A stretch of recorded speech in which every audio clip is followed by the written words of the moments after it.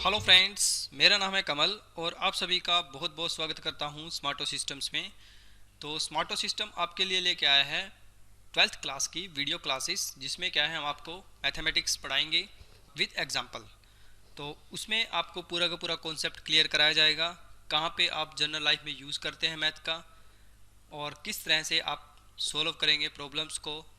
और जो आने वाले क्वेश्चंस हैं, यानी कि जो आपके एग्ज़ाम में आने वाले क्वेश्चंस होते हैं, किस टाइप के क्वेश्चन अक्सर पेपर में पूछे जाते हैं, हरियाणा बोर्ड से रिलेटेड या सीबीएसई बोर्ड से रिलेटेड या एनी अदर कोई भी बोर्ड हो सकता है।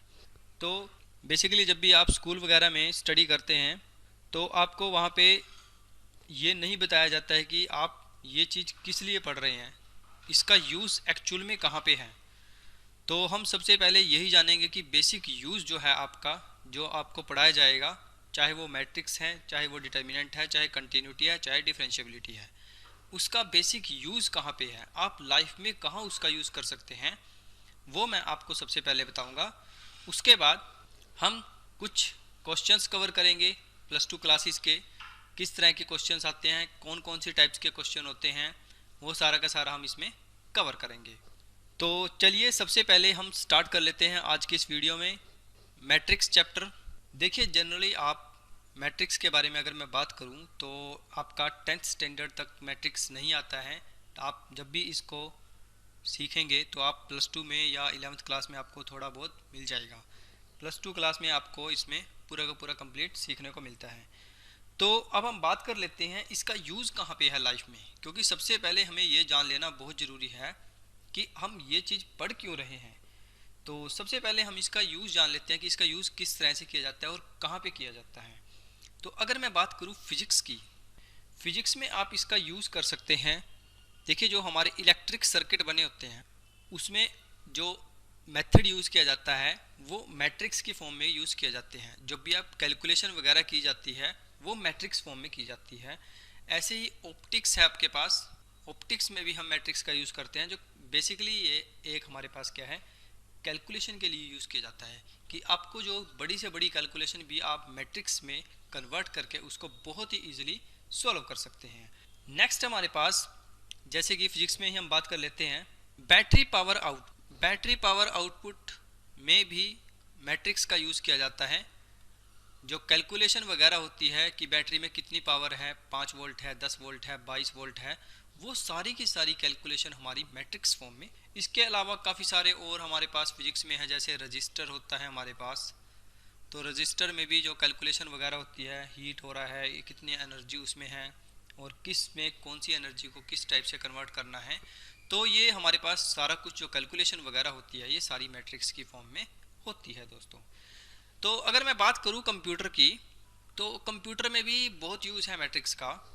फॉर एग्जांपल के लिए जैसे कि आप 3D इमेजेस वगैरह देखते हैं, तो 3D इमेजेस को प्रोजेक्शन जब आप 2D इमेजेस में कन्वर्ट करते हैं, 3D इमेजेस का प्रोजेक्शन आप 2D इमेजेस में कन्वर्ट करना चाहते हैं, या आप कोई मोशन लगाना चाहते हैं कि आपकी पिक्चर लेफ़्ट साइड में मूव होनी चाहिए, राइट साइड में मूव होनी चाहिए, तो वहाँ पे जो सारी की सारी जो कैलकुलेशन है वो मैट्रिक्स की फॉर्म में चलती है कि इतने स्क्वायर में ये चीज़ आएगी तो इसको इतना घुमाएंगे तो ये ऐसे बनेगी।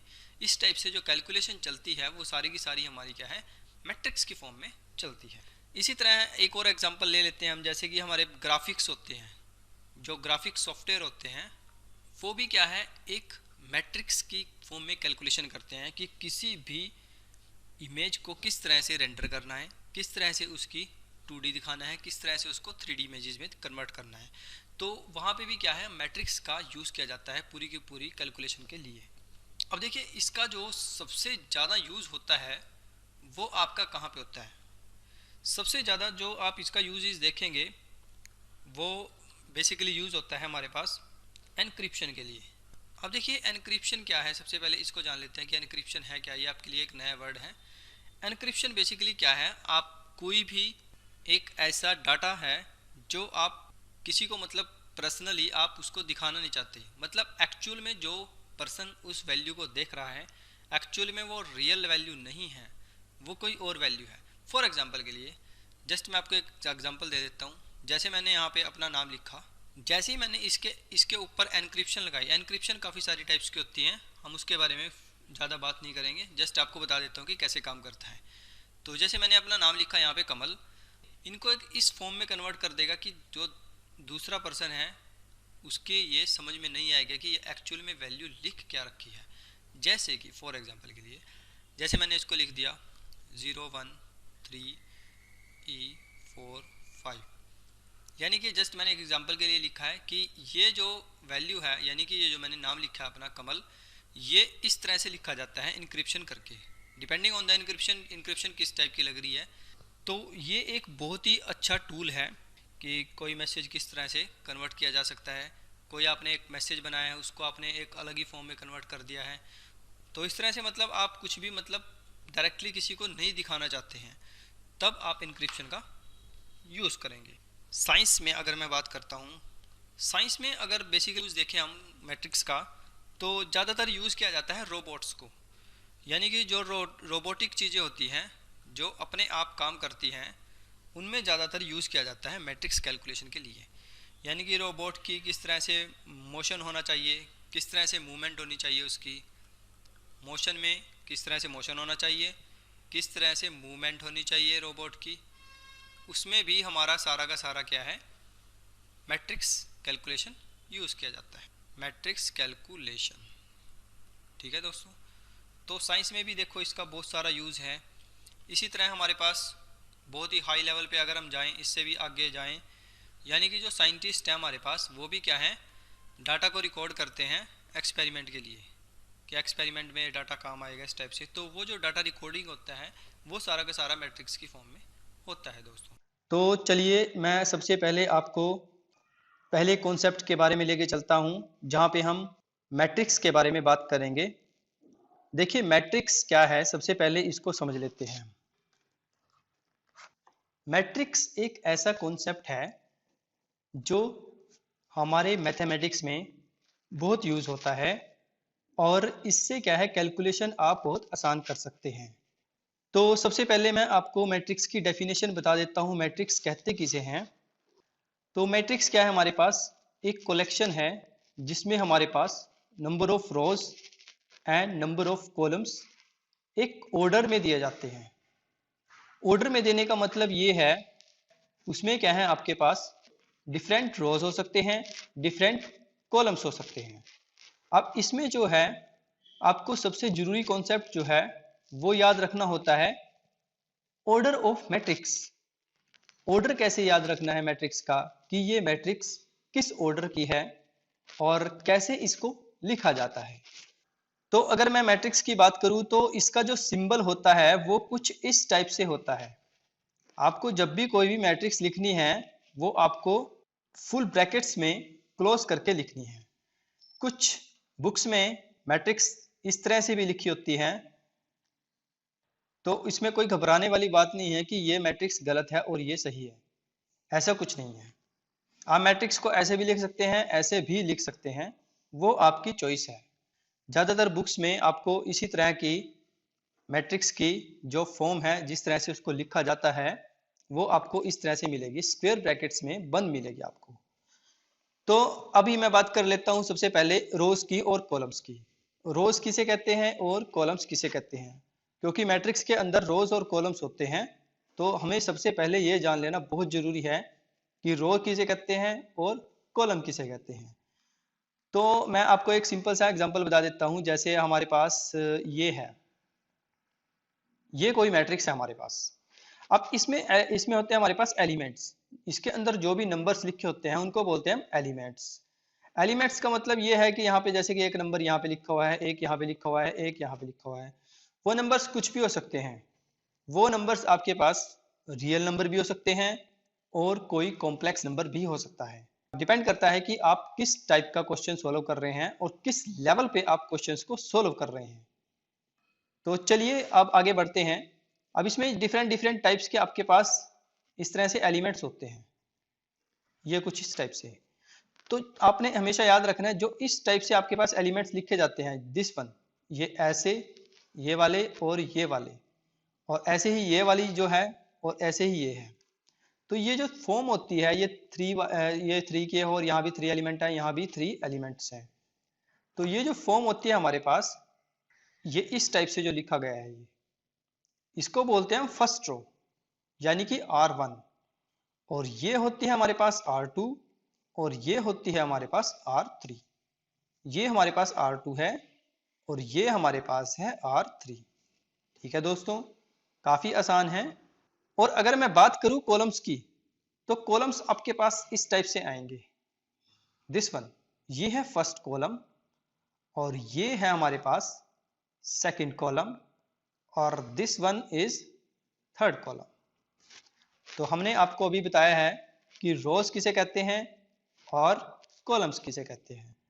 रोज में हमारे पास आपको याद रखना है जो इस टाइप से एलिमेंट्स लिखे होते हैं, जो इस टाइप से आएंगे, ये ऐसे, ठीक है, जो ऐसे लिखे जाएंगे उनको बोलते हैं हम रोज। कितनी रोज हो सकती हैं डिपेंड करता है क्वेश्चन किस टाइप का आपके पास है। 3 रोज का है, 4 रोज का है, 2 का है या सिंगल रो का है। और ऐसे ही सेम आपके पास एग्जांपल आ सकते हैं या क्वेश्चंस आपके पास आ सकते हैं जिसमें क्या है, आपको डिफरेंट डिफरेंट टाइप के कॉलम्स दिए जाते हैं, जिसमें क्या है कॉलम आपके पास कितने भी हो सकते हैं। यहाँ पे column 1, column 2, column 3, column 4। Even आपने ये कभी आपने अगर कंप्यूटर वगैरह यूज किया हो, जिन स्टूडेंट्स ने यूज किया हो, तो आप एक्सेल में अगर आप ध्यान से देखें तो वहां पे भी आपके पास कॉलम्स और रोज होते हैं। बिल्कुल सेम वैसे ही आपने यहाँ पे याद रखना है कि जो इस टाइप से जो वैल्यूज लिखी होती हैं वो हमारे पास क्या होती हैं, कॉलम्स की फॉर्म में, और जो इस टाइप से लिखी होती हैं वो होती है हमारे पास रोज की फॉर्म में। तो यहाँ तक आपको समझ में आया कि रोज किसे कहते हैं और कॉलम्स किसे कहते हैं। अब हम बात करते हैं ऑर्डर ऑफ मैट्रिक्स के बारे में, कि आपकी जो मैट्रिक्स है उसका ऑर्डर आप कैसे निकाल सकते हैं। सबसे पहले हम लिखते हैं ऑर्डर ऑफ मैट्रिक्स। अब देखिए ऑर्डर ऑफ मैट्रिक्स का मतलब क्या है कि कोई भी मैट्रिक्स आप लिख रहे हैं तो वो किस ऑर्डर की है, ये आपको जानना बहुत जरूरी है कि आपकी जो मैट्रिक्स है वो किस ऑर्डर की है, 1 2 की है या 2 3 की है या 3 4 की है। तो मैं आपको बहुत ही आसान तरीके से समझाता हूँ इस चीज को। सपोज करो आपके पास एक मैट्रिक्स है, दिस वन, 2 4 6 3 -2 1 5 7 8। तो ये मैट्रिक्स है हमारे पास। इसमें हमारे पास है 9 एलिमेंट्स, 1 2 3 4 5 6 7 8 9। जो अंदर नंबर लिखे होते हैं उनको बोलते हैं हम एलिमेंट्स।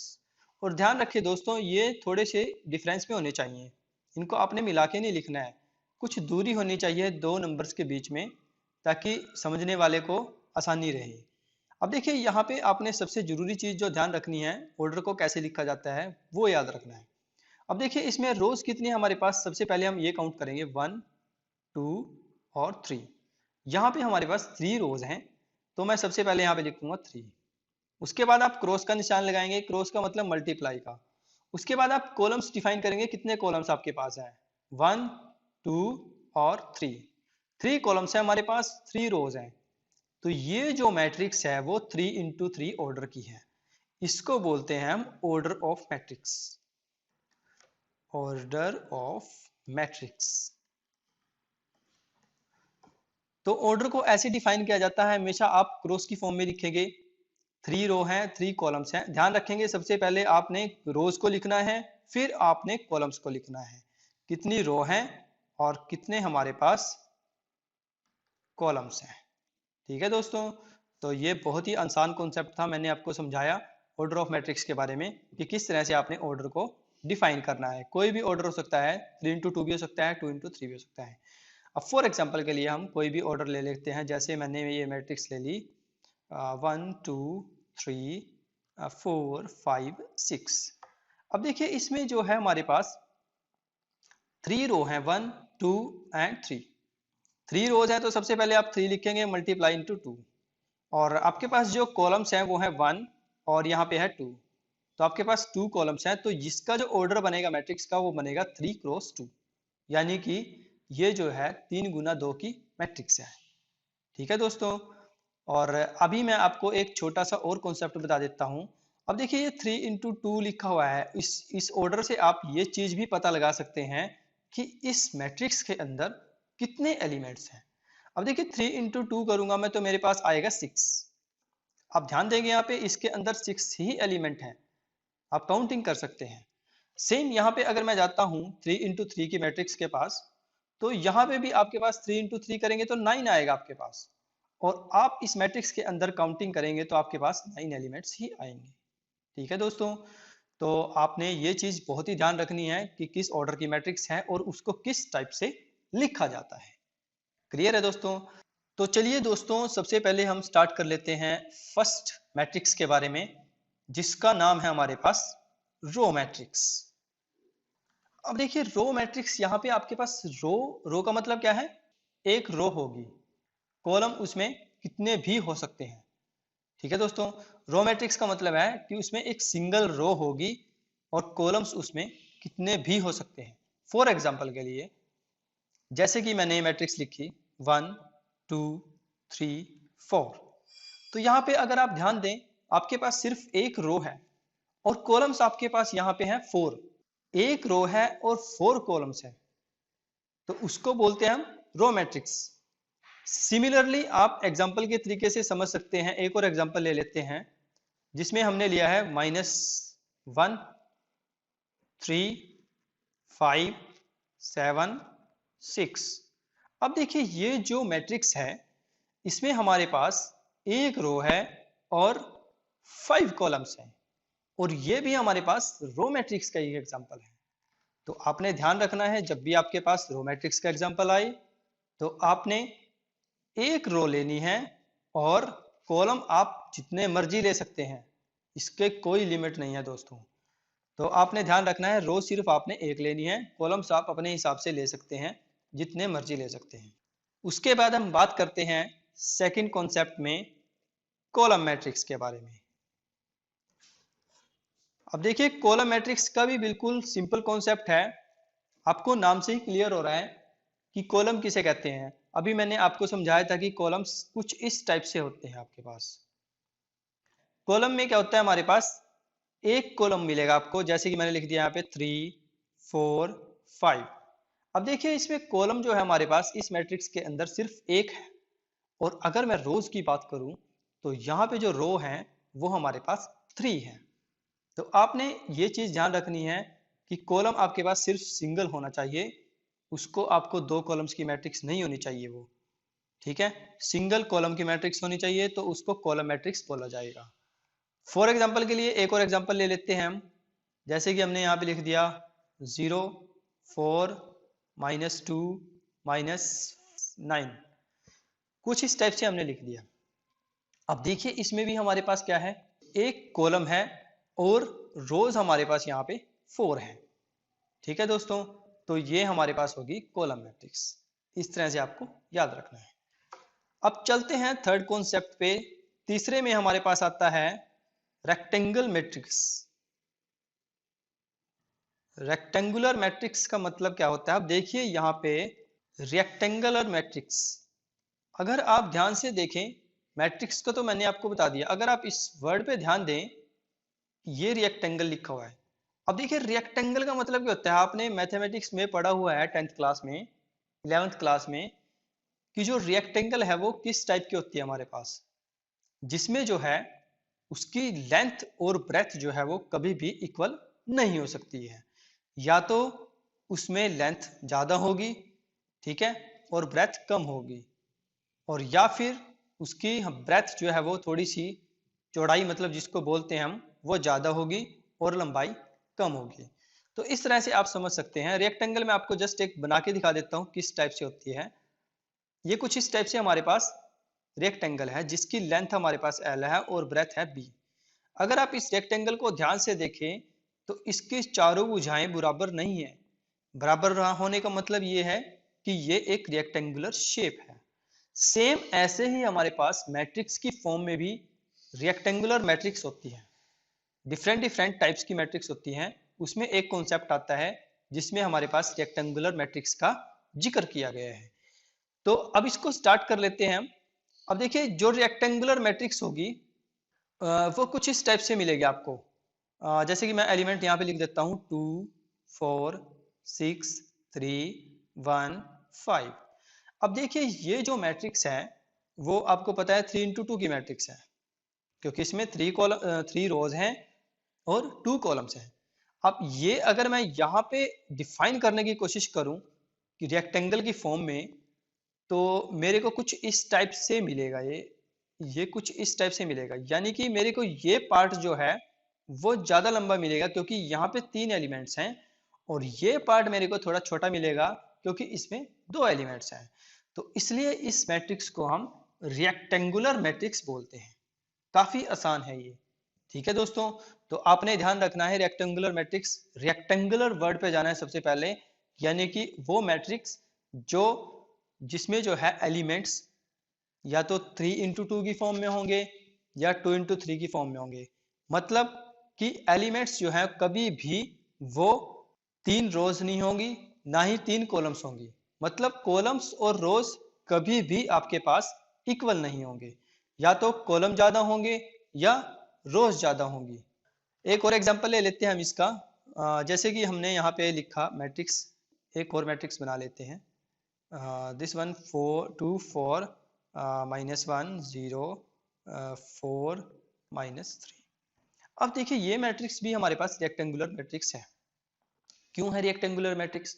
क्योंकि इसमें जो है 2 रोज हैं और 3 कॉलम्स हैं। मैंने अभी आपको समझाया था कि जो मैट्रिक्स में रो और कॉलम बराबर नहीं होंगे, ठीक है, तो ये भी हमारे पास एक मैट्रिक्स है जिसमें हमारे पास क्या है, एक रेक्टेंगुलर शेप बनती है। ठीक है दोस्तों,